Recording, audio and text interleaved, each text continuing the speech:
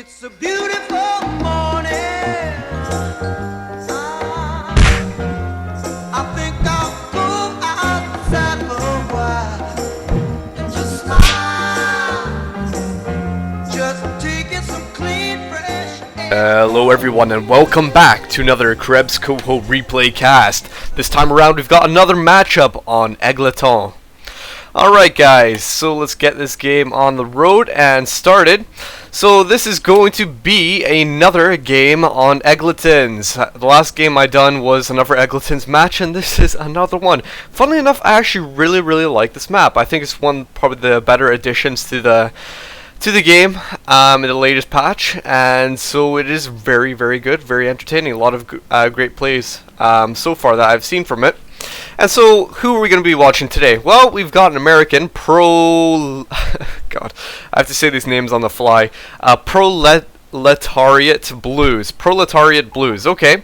He's playing as the American, versing his opponent on the northern side, EpsilonSeb. Obviously, you guys know EpsilonSeb from the Game Replays forum, administrator on there, and also a Grandmaster, as I like to call him, in Company of Heroes, because he's just such a great player and so unusual. He's an oddball. ProletariatBlues, I'm not exactly too sure about. This is actually the first game I've ever seen from him. However, having watched this, he actually plays very decently. So, a decent matchup, and, well, a lot to be expected from it. Now, this video is actually a response to my last one.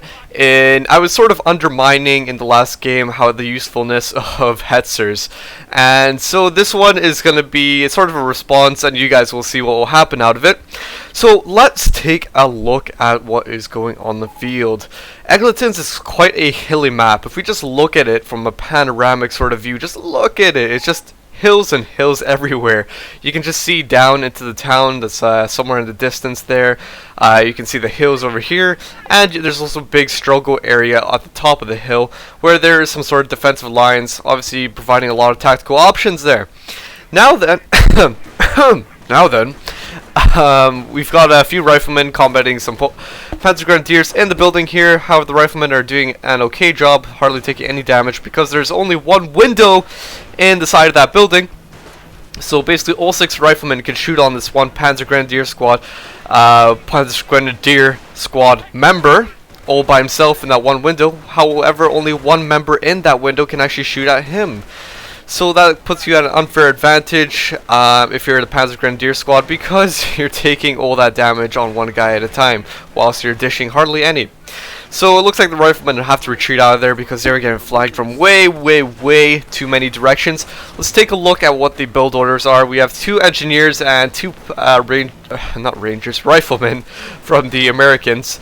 Fair enough, quite a standard start, nothing too special there. Whilst it looks like EpsilonSeb is going to have loads and loads of Panzer Grenadiers. Yes, he already has 4 of them out with a Kettenkrad, so pretty cool. The capping order on the field at the moment is kind of just about everywhere. It looks like EpsilonSeb is actually cut off from the northern sector here. I'm not exactly sure if that was cut off by the Americans or if he just completely forgot to actually take it. Who actually knows? The engineers here actually probably cut off this fuel point, possibly. I'm not exactly sure. You guys have to rewind and take a look back at that because I wasn't actually taking a look. So the Panzer Grenadiers chasing down the engineers over here. These engineers staying, holding the line, hold the line. They're getting a direct command from Eisenhower. Just hold that line behind the bushes. Don't let those Panzer Grenadiers forward. We need to keep the territory in our hands. No. That's best as they can anyway. Obviously engineers aren't going to be a match against all these Panzer Grenadiers. However, it looks like the Panzer Grenadiers are going to have to get out of there. Riflemen closing in on them, whilst this point is finally in the hands of the Panzer Grenadiers, or the Panzer Elite. So it looks like a forward HQ is going to be coming down in this building, and it's kind of funny. Now I don't exactly know all the strategies on Egletons, if I'll be brutally honest with you guys. However, what's kind of funny, the last game that we were watching, we also seen a forward HQ over here as well. So it seems like this is actually a very popular place for people to put forward HQs, and rightly so. It seems like this is the sort of hotspots of the map. So just like if you look in my bright green square, this is sort of the hotspots. All the action pretty much happens here. So having a forward HQ there, sort of near all the action, then you have stand a lot better chance.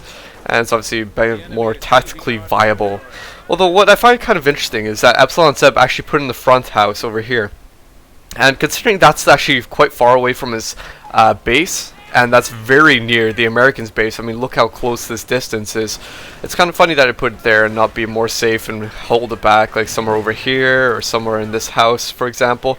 Instead, EpsilonSeb is being very, very bold and putting it into this house, the forward HQ.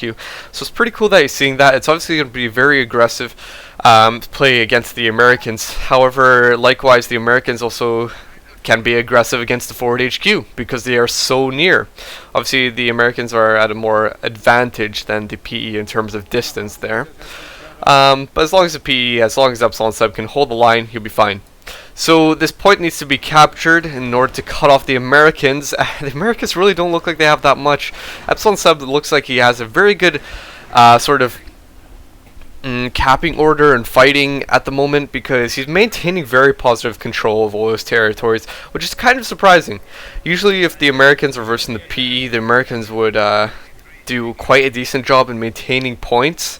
However, it looks like EpsilonSeb is doing a very good job in actually just, I don't know, taking all the points. I'm not exactly sure what the reason behind that is. I mean, the rifleman had to retreat a few times. Well, this is my guess. The riflemen had to retreat a few times, whilst the Panzer Grenadiers have hardly ever had to retreat so far. So it's interesting. Taking a little bit of a drink of water there. And now I can keep on talking. So, quite a confrontation here. It seems like both sides are quite stubborn. All the Panzer Grenadiers are focus firing onto the riflemen on this side. However, it looks like a nuclear pineapple is coming down. Pretty funny that's called a nuclear pineapple. Also an engineer squad coming from the side flanks. By having an engineer squad coming around like that, maybe you could hint away that a flamethrower is coming. However, no flamethrower looks like. It looks like it's supposed to be a sort of bluff by Pro. So Pro is playing a little bit of poker, and Co, he's bluffing a bit. But instead, he obviously had to fall back these engineers to this line. Now what he's doing is actually quite an interesting thing. Whilst the riflemen are fighting, he's actually producing sandbags, because obviously you have orange cover, which is going to be harder for you to be hit, whilst green cover is even more better than orange cover and or yellow cover, and you're even harder to hit.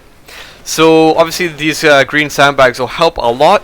However, look at the amount of Panzer Grenadiers. There's 5 squads here. I know that quite a few of them are down in terms of men.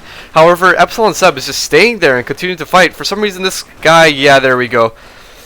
Both these one-man squads retreating, and EpsilonSeb surprisingly doing a very good job in being able to fight against these riflemen. Riflemen taking loads of casualties. One positive thing, however, is that there is a medic station over here. Very good. So as soon as these riflemen fall to the ground, those that medic station is going to be picking up those guys, zombifying them, repairing them, whatever you want to call it, getting them back onto the field. In terms of new rifleman squads. So we've got a scout car out by EpsilonSeb. That obviously means that he has a logistics company out, which is a very interesting choice. We don't usually see the logistics company chosen by the PE players. Logistic company is quite an oddball strategy, and definitely it's actually probably no surprise from Seb, because if we see something like this, then there we go, Seb being just an oddball. And wow, that Panzer Grenadier squad going down. Now, let's talk about nuclear pineapples. I know a lot of people call them nuclear pineapples, and in a way I have to agree, and in a way I have to disagree. Now, let's look at the pros and cons of nuclear pineapples. So, I'm going to be opening a sort of debate here. Please do not hate me for my opinion, but this is strictly my opinion. Nuclear pineapples, they obviously kill a lot of guys, and it seems more so than other grenades out there, such as the Grenadier grenades, for example. And the reason behind that, I think, well, I personally think, is that, for example, if you think about it, the Americans have to upgrade, get the upgrade in order to unlock those grenades in the first place. Also, another thing in the recent patch is that the grenades no longer give riflemen experience bonuses anymore. And so when you sort of start considering all those things, you might sort of understand and see why maybe these grenades do a bit more damage than the other ones. For example, the Grenadier grenades, you don't have to unlock anything for that. You get them right away as soon as you get your Grenadiers out. So that's my opinion, and maybe you might think that it's sort of unbalanced in that, but you know, it's totally possible to avoid these grenades. If you ever see a rifleman engaging you close range, and if you already have the prior knowledge that they have grenades out already, then it is kind of easy to avoid and get away from them. So wow, big massive movements of guys coming in through all directions. However, defensive operations by EpsilonSeb, so he can get health back near his HQ, which as you guys can see, despite taking all this damage from the bars, he is managing to maintain quite a decent amount of his health, despite 3 squads of bars firing away at these PGs.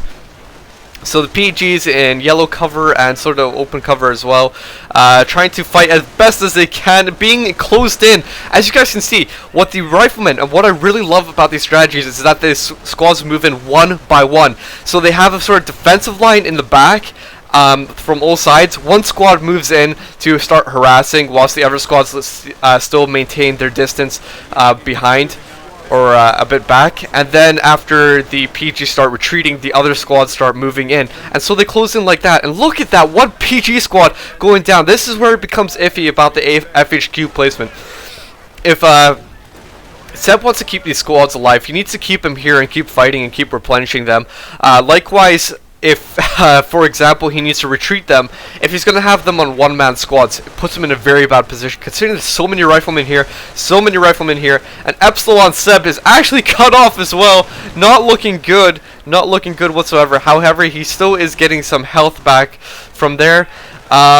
Not looking good for Seb. He's going to have to put his guys inside the building. Reason for that is that now he's cut off. He cannot regenerate his guys. He cannot reinforce them. And so this is not looking good whatsoever. Wow, a fake grenade by Pro. What he did, instead of throwing it inside the building, was throwing it inside the door, because he was expecting the PGs to possibly come out of this door over here. However, one thing to note, the other side of the building, there is a door on the other side. So what he was trying to do was bluff yet again. Pro is such a poker player. This guy just loves bluffing Epsilon as much as possible, throwing that grenade in front of the door so he could try and predict that a PG squad would have come out of there, and so he could have killed them. So now the territory is linked up yet again, and the PGs can reinforce themselves, and the riflemen are put in an awkward position now because there's another squad scout car that is now on the field, obviously providing some MG fire, going to be taking some casualties on these guys, and sort of very importantly as well, it's getting in between the squads. Obviously not a great idea anymore now that the riflemen have bars. However, before that, when we saw a bit earlier, the scout car was getting in amongst the riflemen, destroying the sandbags, and just forcing them to move, preventing them from even shooting. So I really like that use of the scout car by Seb. Very, very good. Well, let's take a look at the bases and see what is going on. We have a Panzerjäger command, we've got a logistics company. So, interesting stuff. What about the Americans? We've also got a triage center. So, fair enough. So I suppose what we could expect for maybe the Panzerjäger command, for example, well, I imagine probably an armored car, and yeah, there we go. It looks like the armored car is going to be coming out. Likewise, there could be MP44s and all that great stuff, all that sort of stuff to consider. Now then, what else is going on? We have 4-man squads from EpsilonSeb. So going to be harder to kill. Obviously a big investment into his infantry. 4 total squads from the PGs. We did have one other squad before, however that 5th PG squad was killed. And look at this, loads and loads of rifleman squads getting their Veterancy, Veterancy 2, and we've also got Veterancy for the PGs as well. Now there's things to consider about the American Veterancy and the PG Veterancy, or the Panzer League Veterancy in general. Now then, the American Veterancy is obviously very lethal, especially once it reaches Veterancy 3, where it gets plus 50% damage. That's absolutely insane. However, let's talk about the Veterancy. So the Americans actually get sort of, in general, what they get is more accuracy and more damage with their Veterancies. And what the PGs get is more accuracy and a decreased cooldown time. So they basically shoot at a faster rate. And now you can sort of think about it in different ways, like would you rather have a faster fire rate or more damage? Well, you know, it's up to opinion. Personally, I would go for a faster fire rate, but then again, the plus 50% sounds pretty damn nice. Thing is, the plus 50% damage comes at Veterancy 3, you do not get that progressively.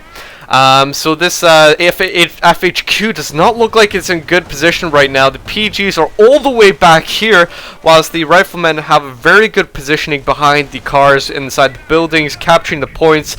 The tactical map, let's take a look at that, looks very much so in the favor of the Americans at the moment. The PGs are just holding on to what the PE are just holding on to what points they have just around here. Now this is meant to be the counter against the rifleman, the armored car, but it's not exactly the best of counters. Why do I say that? Because look at this, sticky bomb coming down. One thing we do have to note, when sticky bombs are down on Veterancy 2 squads, they can obviously throw them at a much farther distance. This anti-tank gun destroying the wreck zone cannot be taken back up by the Tiger. And one thing we also have to consider, armored car at this point in the game might not actually be the best decisions. Why do I say that? Because there's bars out. There's bars. Obviously, the armored cars at a distance will do a very great job. But I think the way that EpsilonSeb was doing it, just trying to do some drive-bys there amidst the squad, so it's probably not the best of options. He sort of wasted that armored car without getting that many kills. So probably not the best of tactical options by Seb. So Seb really needs to think about how is he going to move forward. And it looks like he's going to be moving forward with the MP44 upgrade, and so he already has an MP44 upgraded on one of his squads. Likewise, EpsilonSeb has 4 CP counting down, and there we go. He has the Hetzer activated, so pretty cool. So that means he's gone for his tank destroyer doctrine, and also he saved up a bit of manpower just so he could spend it on that Hetzer as soon as it was available. So this Hetzer is meant to be the next counter. Obviously, sticky bombs can counter the Hetzers. However, the normal bar fire can obviously not penetrate the Hetzers. So there we go, the Hetzer moving on in. And as I was saying a bit earlier, the Hetzers, I was sort of undermining them in the last game, and so this is a video response to show them a bit more about the usefulness. Hetzers by default and general are just so inaccurate. If you're going to be watching this combat here, look how inaccurate the Hetzers are against infantry. It just almost every time they miss, and whenever they do hit, it is only just about 1 or 2 guys. And look at this, another miss. And what I'm starting to think, and what I'm going to mention in a second, possibly, another miss. I want to see this other shot come down here. And all these guys grouped up. 1 guy dead. A few more guys dead. And more guys dead. There we go. Now, I'm not exactly sure if this is what happened with EpsilonSeb. I think he was just by default firing normally, as in just clicking on a squad and letting his Hetzer do all the work. However, one other thing you can do is do an attack ground with your Hetzer. That's what a lot of people like to do with their stews for the Blitzkrieg doctrine for the Wehrmacht. What they like to do is actually use the attack ground feature, because usually by default these shots are so inaccurate. So by attacking ground, you could click right in the midst of the blobs, and then it could basically hit them. It could basically attack ground, hit it where you directed it to, and so obviously take out more riflemen than it would normally. So look at these PGs, Veterancy 3 on them, and it's going to be very hard to combat. If the Americans are going to be able to combat these squads, they need to keep their Veterancy alive, because Veterancy 0 of riflemen are going to have such a difficult time in combating the Panzer Grenadiers, and so the Veterancy is going to be very critical here in keeping these squads alive. Okay, so looking back at the tactical map, it looks like the field is going back in the hands of EpsilonSeb.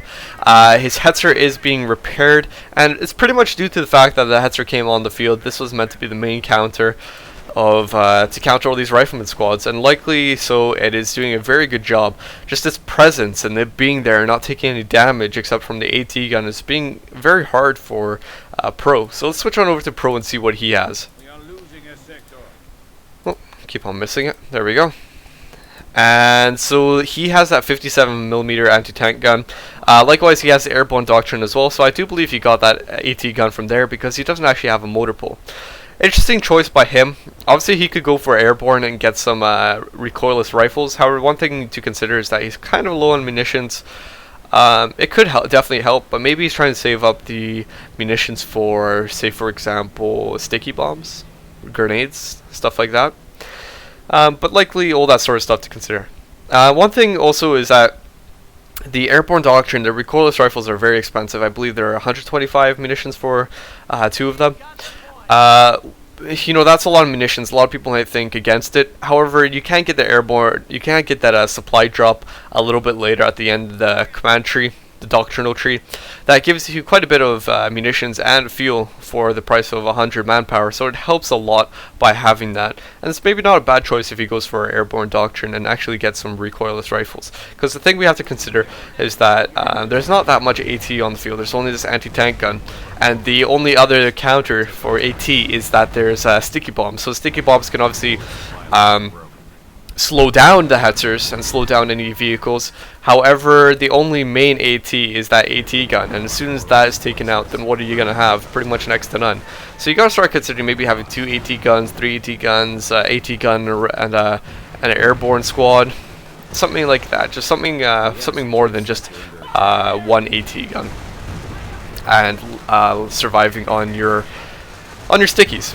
So a strafing run coming down on these PG squads. Surprisingly, it didn't look like they even killed somebody. Or actually, it looks like they actually killed 1 person. Funny thing, because I thought the strafing run was supposed to be more effective against grouped up men rather than single squads. And it looked like it done lots of suppression there. However, only killing 1 man out of all those guys, that's kind of an iffy thing. You'd think it would maybe kill a bit more than that. But oh well. And maybe it's just the Panzer Grenadiers, they're a bit hard to kill. So 2 Hetzers on the field. How the heck is the Americans gonna counter this? Well, by losing their engineers like that, that's definitely not a good start. Oh jeez, I'm hiccuping at the same time as I'm laughing. Not good. So the engineer squad going down, rifleman squad's retreating, and not really looking absolutely fantastic for the American at the moment. We have VPs in the hands of the PE. They have 319 points, whilst the Americans have 406. And so the PG's moving on the center, whilst the Americans are trying to keep the right hand side. Hetz are moving in, and it's going to be very hard to counter. So this is what I mean by having a proper AT counter. You definitely need more than riflemen to counter these Hetzers. You need something more, like the airborne infantry could help a lot. However, then again, they obviously cost a lot of manpower, 375 as you guys can see, and also their reinforcement cost is just absolutely phenomenal as well. It's very expensive to reinforce airborne, so maybe that's why he's a bit reluctant to actually go for them when he needs to try and maintain what he has on the field at the moment. Because as soon as he would get some airborne, there'd obviously be counters out already with those MP44 PGs, so what he would have to do is group up his riflemen and his airborne together in order to combat everything, the Hetzers and the PGs. However, it just seems like Pro is a bit reluctant to even go for the airborne, probably because he doesn't really want to save up for that manpower, or maybe he wants to save up in order to get another AT gun, who knows. So more combating over here, and it's just not looking good for the Americans. They're sort of fighting a losing battle by doing this. If they're just going to be keeping themselves in the trenches here and just firing away at a long distance while there's you know, the Gewehr 43 shooting at you, and going to be the Hetzers soon shooting at you, it's just going to be kind of an iffy thing. So the riflemen are got Veterancy 2. They are pushing up the left-hand side and also the right-hand side. So territory is constantly switching back and forth. You can't really tell who's going to win this. I mean, there's 2 Hetzers on the field, but territory is switching back and forth all the time. EpsilonSeb is actually down on the points category. And so it's really getting iffy. So what is this? We have a mortar half-track. Very interesting choice. So a back tech to the Kampfgruppe company by EpsilonSeb. Very interesting. Obviously, one thing to note is that without the other buildings, so the Panzerjäger Support Command, for example, he cannot get the Panther Battle Group. So by having that logistics company, he's pretty much determined his way through this game, and that he won't get Panther battle groups later on unless he actually decides to build all 4 buildings, which is kind of unusual by the PE. Most PE players don't build all 4 buildings. So it looks like EpsilonSeb is quite content with his Hetzers, and you know, that's going to be perfect. That's going to be his replacements for Panthers, and he's also going to have a mortar half-track, which is also a not bad decision either. Going to be perfect at countering the riflemen who are capturing VPs and strategic points in a stationary rifleman, and also more importantly, it's going to be countering AT guns. So as soon as those AT guns shoot and EpsilonSeb sees that, he can automatically just get that a mortar half-track shooting on that AT gun, and so that forces the AT gun to constantly replace itself whilst it not being able, or constantly reposition itself whilst not even being able to shoot. So it puts it in a very awkward position, and so very great decisions by both players to be just doing this. EpsilonSeb is just fantastic with his choice of units, and just absolutely, you know, I can't really say anything bad about it. He's just got every single counter you need. He's got gigantic squads, he's got the right guns, he's got proper AT, he's got a counter for AT guns. EpsilonSeb is just everything he needs in order to have a great attack and actually take on Pro. Pro is almost there. Pro has the rifleman with Veterancy, he's got a medic station, he's got bars, he's got an AT gun. However, he's just a bit lacking on the AT side. What he needs is more mobile infantry, not these AT guns. He needs those airborne. He needs those airborne so they can get use their charge up ability, their heroic charge, and their sprint or whatever it's called, and just get up on those Hetzers, take them out. If he had 2 of those airborne, for example, instead of this AT gun, with both of them with recoilless rifles, he can definitely afford 2 recoilless rifles on each of those. Then he could easily get on up to these Hetzers, take them out. Hetzers are obviously quite speedy things. However, they have to rotate their entire body in order to actually shoot, for example. So you could easily flank the Hetzers, take them out, and it'd be no problem. So that's what Pro really needs at the moment, some mobile AT, or else he's going to start suffering. I don't know why he has this heavy machine gun. It's not the appropriate sort of thing to go, especially now that you have a mortar half-track. The mortar half-track is obviously going to be able to counter this heavy machine gun, so I'm not exactly sure if this is the perfect idea for Pro to be going for. Maybe he's just trying to hold back the Panzer Grenadiers. It looks like that's all they're doing. But as you guys can see, the Hetzers are still doing a decent amount of damage against these this heavy machine gun team, and look at it, they're taking so much damage, so much casualties, and could it be taken out? Oh no, this is not looking good. AT gun, move back, move back! It looks like a strafing run in Desperation going down to the PG squad here.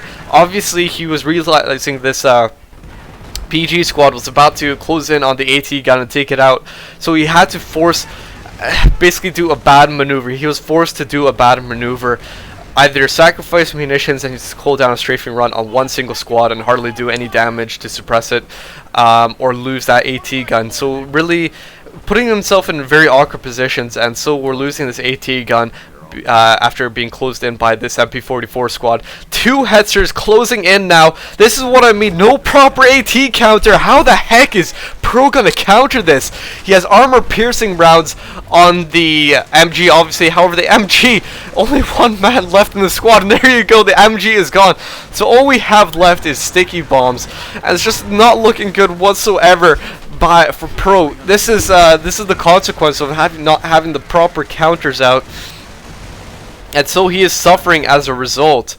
Not good, not good. What he could, however, do is get these Veterancy 3s rifleman squads to throw stickies. The plus 50% damage bonus applies to sticky bombs as well. So that is what he could do. He's getting supply dropped. Supply drops 100 manpower, as you guys can see, and he can get a bunch of munitions and fuel from it.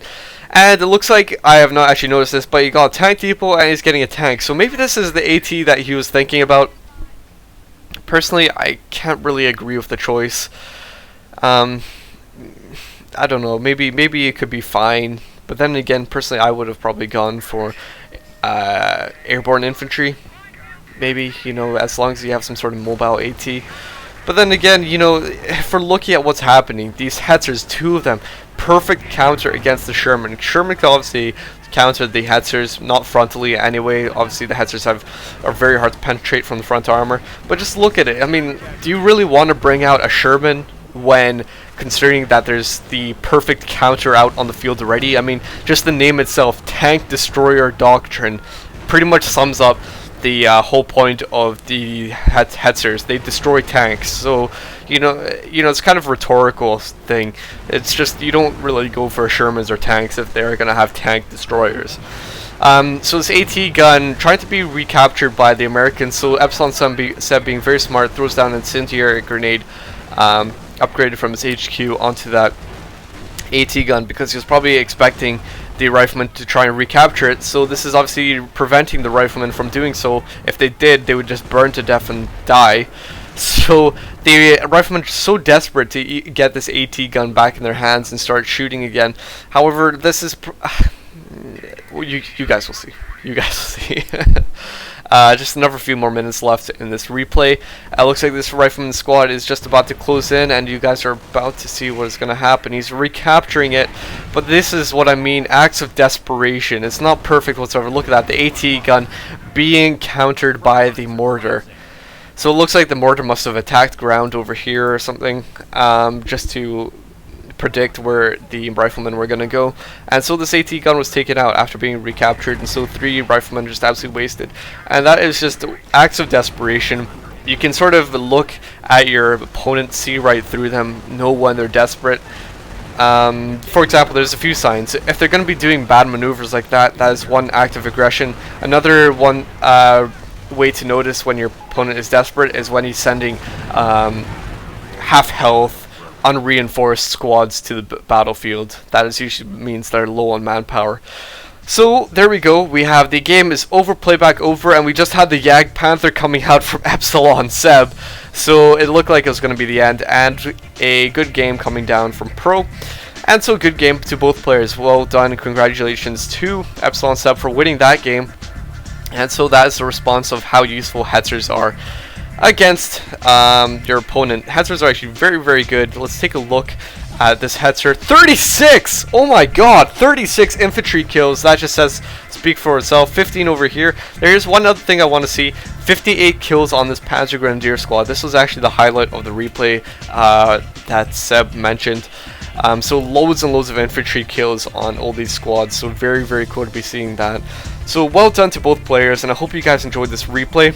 Until next time, I hope you all have a very wonderful day. I just hope you guys all the best. But until next time, this is Krebs Coho. Bye bye.